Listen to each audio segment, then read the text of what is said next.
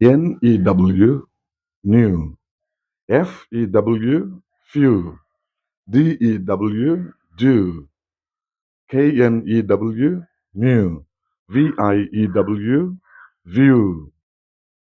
Aber J-E-W, it's not Jew, it is Jew. Jew എന്ന ഈ വേർഡിന് വായിക്കുന്നത് തെറ്റാണ്. ദിസ് വേർഡ് ഇസ് പ്രൊനൗൺസ്ഡ് ജൂ. കാരണം ഇംഗ്ലീഷിൽ ജായുടെ കൂടെ യാ ചേർക്കാൻ പറ്റില്ല.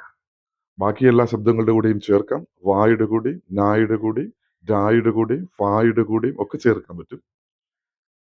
ജായുടെ കൂടെ ചേർക്കാൻ പറ്റില്ല. അതുകൊണ്ട് ജിയ എന്നൊരു ശബ്ദം ഇംഗ്ലീഷ് ഭാഷയിൽ ഇല്ല.